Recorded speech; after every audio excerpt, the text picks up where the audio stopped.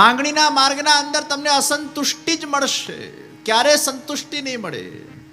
છોકરો નાનો હતો, ભગવાન પાસે માંગે, ભગવાન મને સ્કૂલમાં પાસ કર, સ્કૂલમાં પાસ થયો. મોટો થયો, ભગવાન મને કોલેજમાં પાસ કર, કોલેજમાં પાસ થયો. હજી મોટો થયો, ભગવાન હવે મને લગ્ન કરાવી આપે, એના લગ્ન થઈ ગયા. હજી મોટો થયો, ભગવાન હવે સંતાન, તો એને સંતાન મળી. હજી મોટો થયો, આ છોકરાઓ સારું ભણીને પરવારે, એ લોકો છોકરાઓ સારી ભણીને પરવારે. હવે ભગવાન આના લગ્ન, પ્લીઝ લગ્ન. હવે ભગવાન આના વ્યાજ.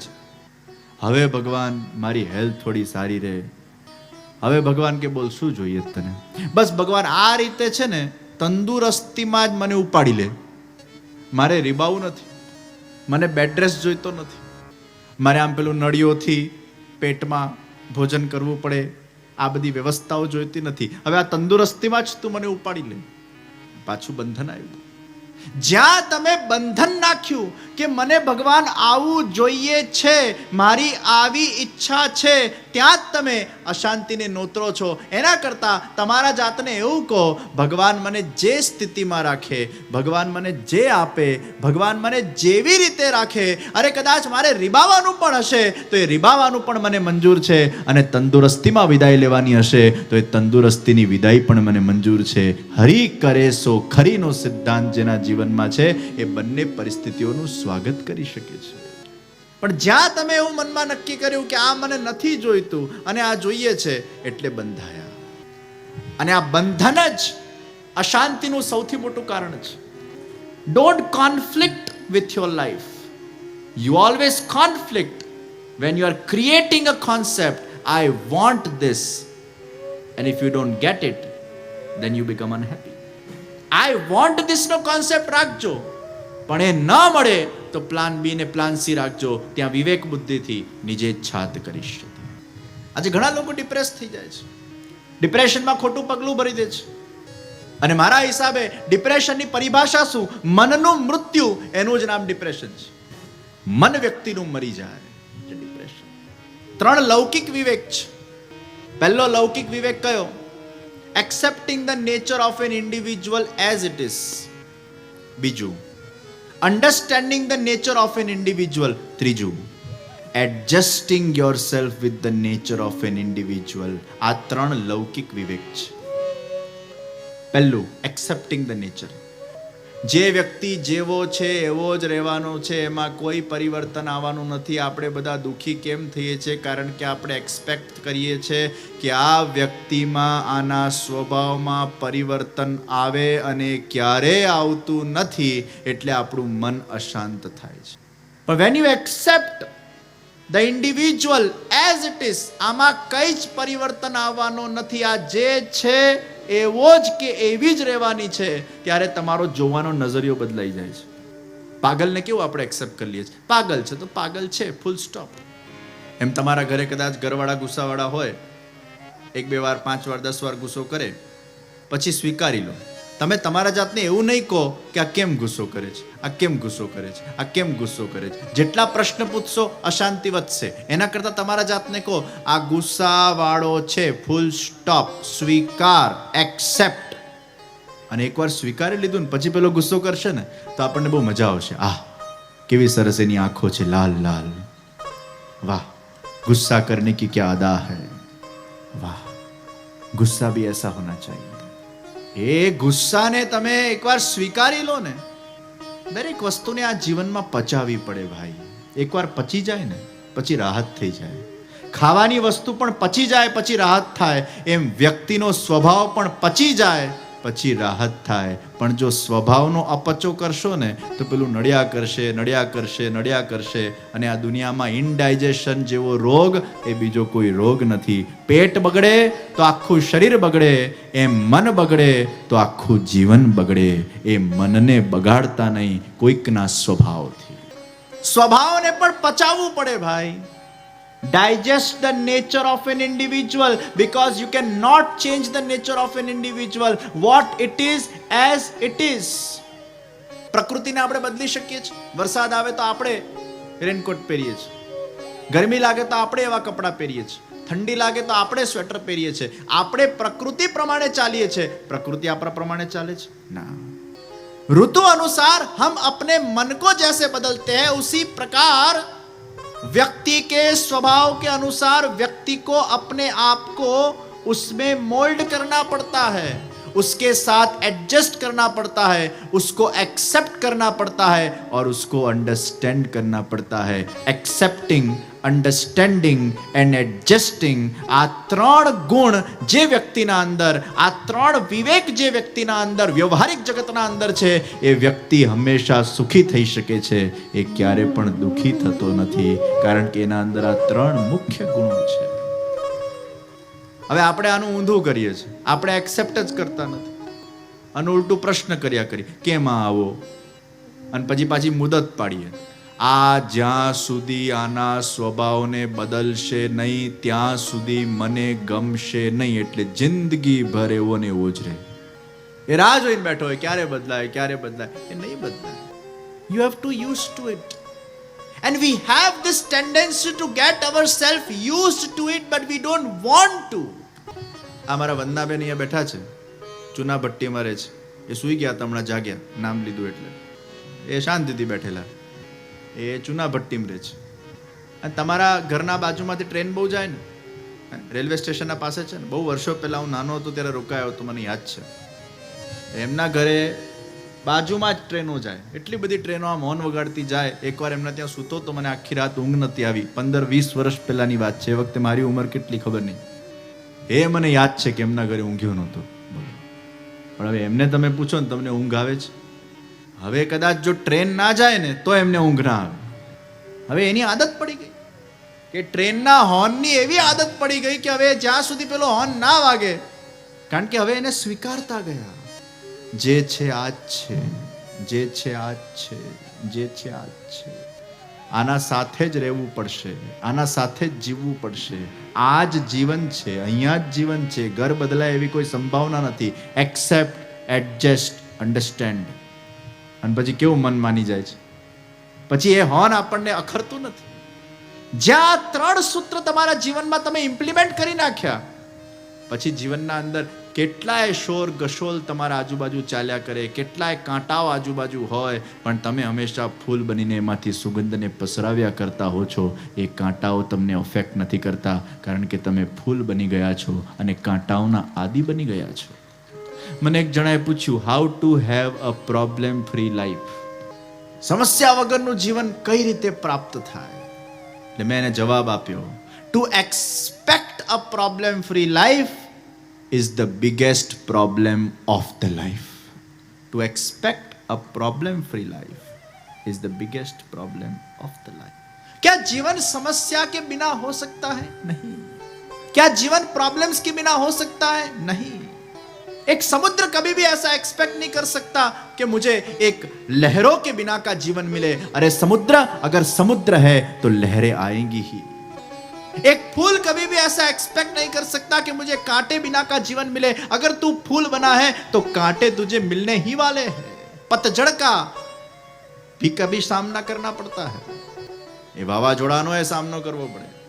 એકવાર એક પેલા ઘાસના ફૂલને થયું, એ ઈંટોના વચ્ચે આમ દબાયેલું હતું, તો ઘાસના ફૂલને થયું કે કાશ હું ગુલાબનું ફૂલ બનતે, કાશ મેં ગુલાબ કા ફૂલ બનતા. એટલે ઘાસના બીજા ફૂલો જે આજુબાજુ બેઠેલા ને એને કીધું કે આ ગુલાબના ફૂલ બનવામાં કંઈ સાર નથી, ભલે પદવી મોટી છે પણ હેરાનગતિ બહુ છે, એમાં સ્ટ્રગલ બહુ છે, સંઘર્ષ બહુ છે. એના કરતાં આપણે સુરક્ષિત છીએ. વરસાદ આવે તો એ સુરક્ષિત, વાવાઝોડું આવે તો એ સુરક્ષિત, આપણને કંઈ અડે નહીં. આપણા ઈંટોના વચ્ચે એવા દબાયેલા છીએ કે બહુ વાંધો નથી આવતો, આપણે પ્રોટેક્ટેડ છે. वो घास के फूल को लगा, अरे ये तो कोई जीवन है. ઘણીવાર પ્રોબ્લેમ્સ ના હોય ને તો એ જીવનમાં મજા ના આવે, અને ઘણીવાર બહુ પ્રોબ્લેમ્સ આવી જાય તો એ જીવનમાં મજા ના આવે. ઘણીવાર આપણને ખબર નથી પડતી આપણને જોઈએ છે શું. બહુ ઠંડી પડે તો બહુ ઠંડી, બહુ ઠંડી, બહુ ગરમી પડે તો બહુ ગરમી, બહુ ગરમી, બહુ વરસાદ પડે તો બહુ વરસાદ, બહુ વરસાદ. તને જોઈએ જ શું? બહુ તડકો, બહુ તડકો. ઘાસના ફૂલે ભગવાનને પ્રાર્થના કરી, ભગવાન તું મને ગુલાબનું ફૂલ બનાવી દે.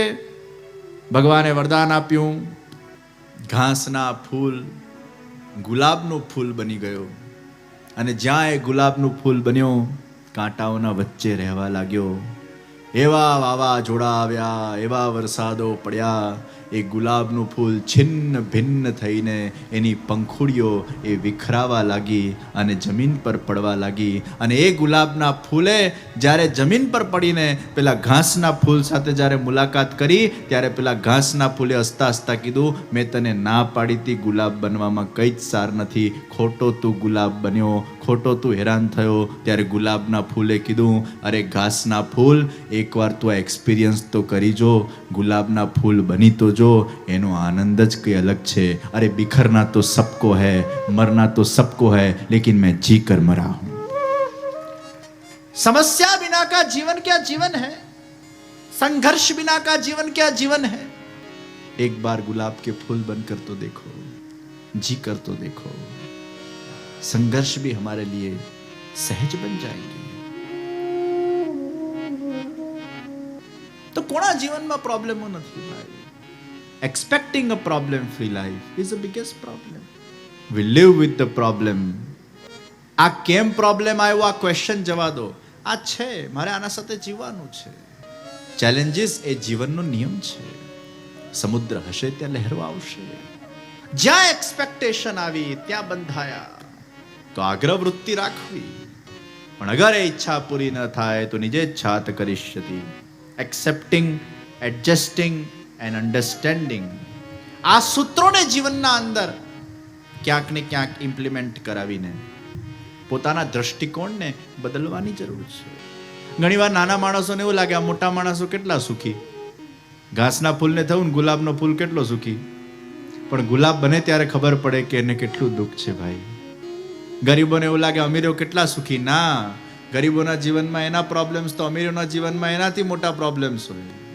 પૈસાવાળા થાઓ, ફેક્ટરીઓ ખોલો, મોટા મોટા આયોજનો કરો, જેટલા તમે મોટા થતા જાઓ એટલા તમે હાઈટ પર જતા જાઓ, અને જેટલા હાઈટ પર જતા જાઓ ને એટલા હવાના ઝોકાઓ વધારે તમારે સહેવા પડે. એ હવાના વાવાઝોડાને વધારે સહેવા પડે. નીચે હતા તો હજી કદાચ સુખી હતા, પણ હજી તમે ઊંચા થતા જાઓ તો એ વાવાઝોડાઓને સહન કરવું પડે તમારે. ઘણા ચેલેન્જીસને સહન કરવા પડે, ઘણા સ્ટ્રગલ્સને સહન કરવા પડે, અને ત્યારે જઈને તમે ઊંચાઈ પર પહોંચતા હો છો. પણ જેને પહોંચવું છે ઊંચાઈ પર, એ આ બધું સહન કરતો કરતો એ શિખર પર પહોંચી જાય છે, અડિગતાથી પહોંચી જાય છે, ગભરાતો નથી. જીવનને ક્યારે પણ એ પ્રોબ્લેમ તરીકે નથી લેતો, જીવનને એક ચેલેન્જ તરીકે લે છે. And when you take life as a challenge, that challenge becomes a game for you, and when you play a game, even though you lose or win, still you get fun out of it, because you're taking the life as a challenge, not the life as a problem. If you take life as a problem, the problem becomes the nuisance for you, and that nuisance gives you unhappiness. તો જ્યાં expectation આવી, બંધાયા. વિવેકસ્તુ હરિ સર્વં નિજેચ્છાત કરિષ્યતિ. આ મનને સમજાવવાનો એક પ્રકાર છે, અને આપણું મન સમજીએ જાય છે. તો ભગવાન સાથેનું અટેચમેન્ટ એ લૌકિકના ડિટેચમેન્ટને સહન કરવાની શક્તિ આપે છે. આપણા નેત્રના માધ્યમથી આપણે એવી વસ્તુઓ જોઈએ જે જોવાથી આપણને સાત્વિકતા મળે, સારા વિચારો આવે, સારું સ્મરણ થાય, અને આપણું મન ત્યાં જોડાય. પણ એવી જગ્યાએ ન જોડાઈએ જ્યાં જોડાઈને આપણને કશે ફાયદો થવાનો નથી. તો ડીઓજી માંથી જીઓડી તરફ પ્રાણી માત્ર દયાના પાત્ર, ઈશ્વર માત્ર પ્રેમના પાત્ર. પછી ક્યાંક પેલા જળ ભરત જેવી હાલત ન થાય આપણી, કે છેલ્લા સમય હરણના બચ્ચામાં એમની આસક્તિ થઈ અને પછી હરણનું જન્મ લેવું પડ્યું. હવે વિચાર કરો કે તમે જેના વિચાર સૌથી વધારે કરશો, જેનું સ્મરણ સૌથી વધારે કરશો, અને મરણ વખતે અગર એનું સ્મરણ થયું તો પછી આવતું જન્મ કોનું લેવું પડશે? છેક સુધી કૂતરાનું સ્મરણ થયું તો આવતું જન્મ તો જેનો વિચાર આવશે એનું સ્મરણ થશે, અને જેનું સ્મરણ થશે એના ગુણોનો વિકાસ તમારા અંદર થશે. કીટ ભમરીનો સિદ્ધાંત, કે પેલી ભમરી કીડો ભમરીના ભયથી બમરી બમરી બમરી બમરી બમરી બમરી ચિંતન કર્યા કરે છે, ભયથી ચિંતન કરે છે. ચિંતન એટલો પ્રગાઢ બન્યો કે કીડો પોતે ભમરી બની ગયો અને ત્યાંથી ઉડી ગયો. આ સાયન્ટિફિકલી પણ પ્રૂવન ફેક્ટ છે અને રિલિજિયસલી પણ પ્રૂવન ફેક્ટ છે કે તમે જેનો સૌથી વધારે વિચાર કરો છો, જેનું સૌથી વધારે સ્મરણ કરો છો, એના ગુણોનો વિકાસ તમારા અંદર થવા લાગે છે. તમે એના જેવા બનતા જાઓ છો, તમારા અંદર એના તત્વોનો વિકાસ થવા લાગે છે. તો તમે ઈશ્વરનું જેટલું વધારે સ્મરણ કરશો એટલા ઈશ્વરના ગુણોનો વિકાસ તમારામાં થયા કરશે. તો પતંગિયું એ રૂપના આકર્ષણથી એ અગ્નિના અંદર પોતાના જાતની આહુતિ આપી દે છે. એટલે જ કહેવામાં આવ્યું કે આંખ દ્વારા બહિર્મુખતા નહીં પણ અંતર્મુખતા પણ આવવી જોઈએ, પ્રભુનું દર્શન પણ થવું જોઈએ. શ્રવણેન્દ્રિયમાં પણ સંયમ રાખવાની જરૂર છે. હિરણ શિકારીઓ સરસ સંગીત વગાડે અને હિરણીઓને આકર્ષિત કરે અને સંગીતની ધૂન સાંભળતા સાંભળતા સાંભળતા એવા તલ્લીન બની જાય કે શિકારી એનો શિકાર કરી નાખે. તો શ્રવણ ઇન્દ્રિયમાં પણ સંયમ રાખવાની જરૂર છે. હિરણ એ શ્રવણ ઇન્દ્રિયમાં સંયમ નથી રાખતો એટલે પોતાનું જીવન ગુમાવી બેસે છે. સ્પર્શ ઇન્દ્રિય, હાથી, હથણીના આજુબાજુ ખાડા ખોદવામાં આવે અને ઘાસ પાથરવામાં આવે અને પેલો હાથી હથણીને સ્પર્શ કરવાના સુખને કેન્દ્રમાં રાખીને દોડતો દોડતો આવે.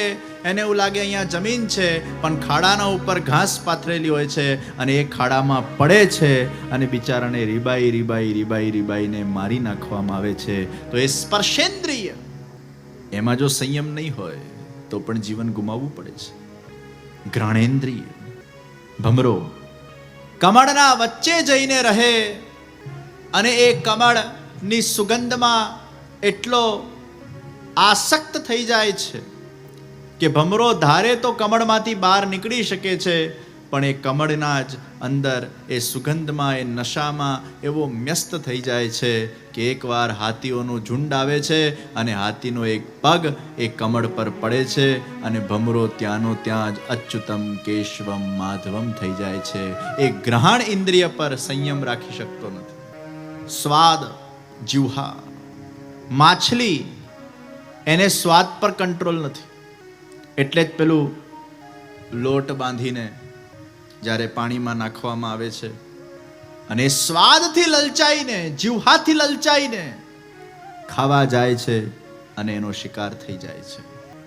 વાણી પર પણ સંયમ જરૂરી છે. વાણી પર અગર સંયમ નહીં હોય, આ વાણી કોઈને પાણી પણ કરી શકે, વાણી કોઈને સવારી પણ શકે અને વાણી કોઈને મારી પણ શકે. વાણીમાં સવારવાની પણ શક્તિ છે અને વાણીમાં મારવાની પણ શક્તિ છે. દરેક ઇન્દ્રિયો પર સંયમ જરૂરી છે. અને આ ઇન્દ્રિયો પર સંયમ ક્યારે આવે? જ્યારે વ્યક્તિના મન પર સંયમ આવે. જ્યારે વ્યક્તિનું મન કંટ્રોલમાં આવે ત્યારે જ એની ઇન્દ્રિયો કંટ્રોલમાં આવતી હોય છે. તો પ્રશ્ન થાય, આ મનને કંટ્રોલમાં કેવી રીતે લાવવું? આ મનને અંતર્મુખ કઈ રીતે કરવું? આ મનને લૌકિકમાંથી અલૌકિક કઈ રીતે બનાવવું? તો જેમ શરીર માટે કહેવામાં આવે કે શરીરને સ્વસ્થ રાખવું હોય તો રોજ વોકિંગ કરવું જોઈએ, જીમમાં જવું જોઈએ, પ્રોપર આહાર લેવું જોઈએ, વ્યવસ્થિત રીતે સમય સમય પર ચેકઅપ કરાવવું જોઈએ, ગરમ પાણી પીવું જોઈએ, ઠંડી વસ્તુઓથી દૂર રહેવું જોઈએ. આવા વિશેષ વસ્તુઓ શરીર માટે સહાયક હોય છે. આહાર વ્યવસ્થિત હોવું જોઈએ, કસરત બરાબર થવી જોઈએ, એ શરીર માટે સારું છે. તો પ્રશ્ન થાય, આપણા મન માટે શું સારું છે? તો આપણા ત્યાં કહેવામાં આવ્યું, મન માટે રોજ પંચામૃતનું સેવન થવું જોઈએ. અને આ પંચામૃત એટલે પીવાનું પંચામૃત નહીં. આ પંચામૃતના મુખ્ય 5 વિષય જે આપણા મન માટે સારા છે. એમાં સૌથી પહેલું ભગવાનનું સત્સંગ, ભગવાનનું સ્મરણ, ભગવાનની સેવા, તીર્થયાત્રાઓનું ગમન અને ભગવાનના કીર્તન. આ પંચામૃત છે.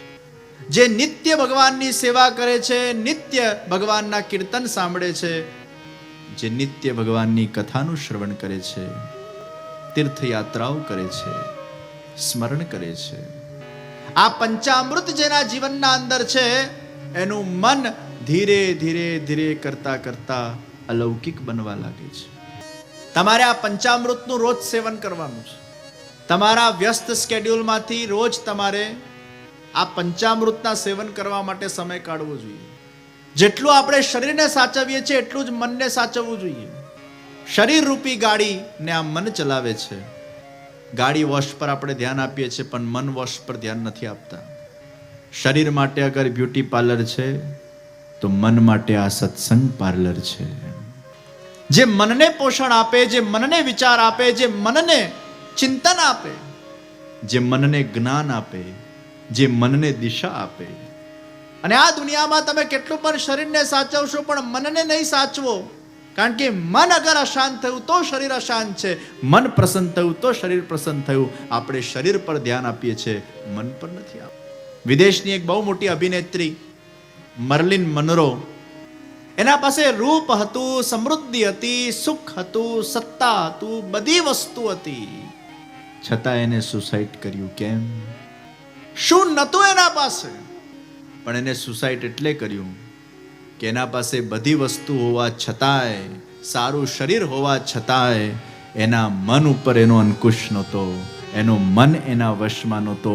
અને જેનું મન જેના વશમાં નથી એ મન જેમ તેમ આ ગાડીને ચલાવીને ક્યાંક એને એક્સિડન્ટ કરી નાખશે, એને ઠોકી નાખશે. અને દુઃખ કોણે થશે?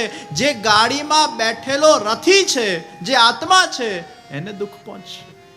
तो शरीर माध्यम खलु धर्म साधन, ये रथ भगवान ने दिया है, सारथी हमारा मन है और रथी ये आत्मा है. और ये मन को लौकिक में से अलौकिक बनाना है, ये मन को भी पोषण देना है. इसलिए 20 मिनट अगर हम शरीर के लिए निकाल सकते हैं तो नित्य 20 मिनट हमें हमारे मन और बुद्धि के पोषण के लिए भी निकालना चाहिए. 20 मिनट का नित्य सत्संग, नित्य सेवा, नित्य स्मरण, नित्य कीर्तन निश्चित होना चाहिए, जिससे हमारे मन को हम पुष्ट कर सके. तो आ पंचामृतનું સેવન તો મનની આ વિશેષતા છે. એ ઘેર બેઠા બેઠા ગમે ત્યાં પહોંચી શકે, ગમે ત્યાં જઈ શકે. તો એક સાધન માનસી અને બીજી ફલરૂપા માનસી. સાધન માનસી એક કાલ્પનિક છે, ફલરૂપા માનસી જ્યારે ભગવાનમાં પ્રેમ થઈ જાય પછી ભગવાનનું જ સ્મરણ થાય. તો સપ્રયત્ન ચિત્ત વ્યાપારઃ ઇતિ ચિંતનમ, અપ્રયત્ન ચિત્ત વ્યાપારઃ ઇતિ સ્મરણમ. एक बार भगवान में मन लग गया फिर भगवान का ही स्मरण होता है. गिरिराज बाबा ब्रज में विराजमान है और ब्रज भूमि के अंदर गिरिराज बाबा यमुना जी की सन्निधि के अंदर भगवान श्री कृष्ण का प्रागट्य हुआ और भगवान श्री कृष्ण ने अपनी विभिन्न प्रकार की लीलाओं के माध्यम से सभी के मन का निरुद्धीकरण अपने स्वरूप के अंदर, अपने गुण के अंदर, अपनी लीलाओं के अंदर किया. और धीरे धीरे भगवान कृष्ण 7 साल के सावरे बने. ब्रज के अंदर बहुत बड़ा यज्ञ हो रहा था और इंद्रयाग ब्रजवासी करने जा रहे थे. लाला ने बाबा से पूछी, बाबा ये कौन सा याग हो रहा है? लाला ये इंद्रयाग हो रहा है. अरे बाबा ये इंद्र कौन सी खेत की चिड़िया है? अरे लाला ये इंद्र चिड़िया नहीं, ये बरसात बरसाता है, उससे धान्य पकते हैं. अरे बरसात बरसे तो ही हमें अनाज की प्राप्ति हो, तो ही हमारा जीवन चल सके. वो बरसात के प्रति आभार व्यक्त करने के लिए हम इंद्र का याग करते हैं. अरे बाबा ये बरसात को इंद्र विंद्र नहीं बरसाता. अरे ये मेरे गोवर्धन महाराज, अरे बादल पानी से भरे हुए जब इनसे टकराते हैं तब ये बरसात गिरती है. अरे हमारे गोवर्धन महाराज वो गाय को पोषण देते हैं, हमें उसका यज्ञ करना चाहिए जो हमारे गाय का संवर्धन करे, जो हमारे गैया का पोषण करे. हमारी गैया गोवर्धन पर चढ़ती है, घास खाती है, उससे दूध बनता है और वो दुग्ध हम पीते हैं. और हमारे वहां तो ब्रज के अंदर गौधन है, गाय ही हमारा परम धन है. जो हमारे परम धन को पोषण दे वो गोवर्धन की हमें पूजा करनी चाहिए. गोवर्धन के वृक्ष हमें फल प्रदान करते हैं, गोवर्धन के वृक्ष हमें छाव प्रदान करते हैं। ये गोवर्धन कोई सामान्य पर्वत नहीं, ये साक्षात भगवान है। आओ हम उनकी पूजा करें, हम उनका याग करें। सब लोगों ने ब्रज के अंदर भगवान के इस शुभ विचार का अनुमोदन किया और गोवर्धन की दिव्य पूजा गोवर्धन पूजा के स्वरूप में करने में आई। चारे बाजू अन्नकोट थयो, भगवान ने विभिन्न प्रकारनी सामग्रीओ धरवामां आवी।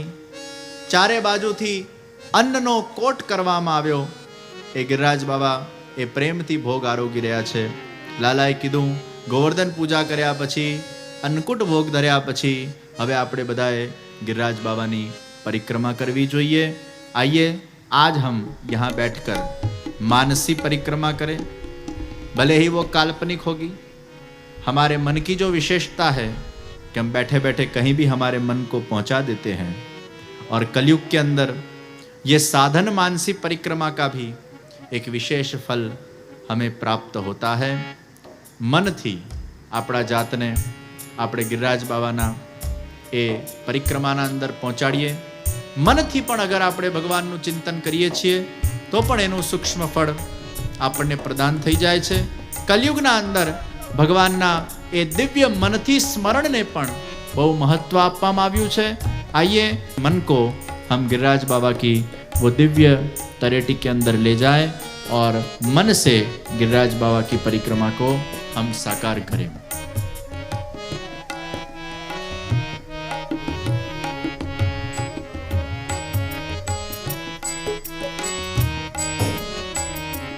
वल्लभ प्रभु जा बिराज गिरिराज की तरेटी। वल्लभ प्रभु जा बिराज गिरिराज की तरेटी। वल्लभ प्रभु जा बिराज गिरिराज की तरेटी। वल्लभ प्रभु जा बिराज गिरिराज की तरेटी। गिरिराज की तरेटी महाराज की तरेटी। गिरिराज की तरेटी महाराज की तरेटी। वल्लभ प्रभु जा बिराज गिरिराज की तरेटी। वल्लभ प्रभु जा बिराज गिरिराज की तरेटी। गिरिराज बाबाना मुखारविंद पर આપણે પહોંચ્યા। એ गिरिराज બાબાનું સુંદર મુખારવિંદ જેને વલ્લભાચાર્યજી મહાપ્રભુજીએ સુંદર શિલાથી નવાજ્યું છે। એ गिरिराज બાબાના મુખારવિંદને જોતા જ શ્રીનાથજી બાબાના મુખારવિંદની એ સુંદર આભા એમાં છલકાઈ આવે છે। એ गिरिराज બાબાના ચરણોનું ध्यान કરીએ। એ બંને ચરણોના વચ્ચે પોતાનું મસ્તક મૂકીએ।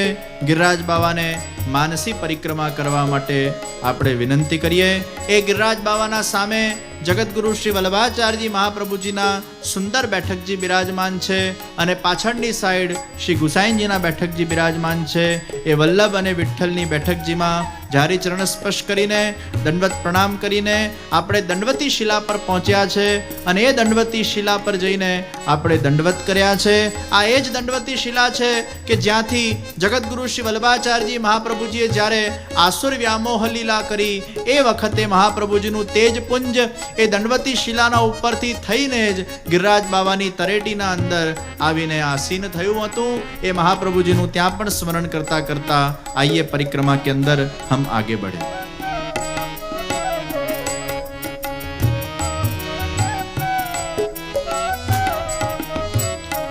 गिरिराज की तरेटी महाराज की तरेटी।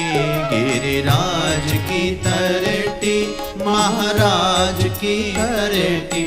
गिरिराज की तरेटी महाराज की तरेटी।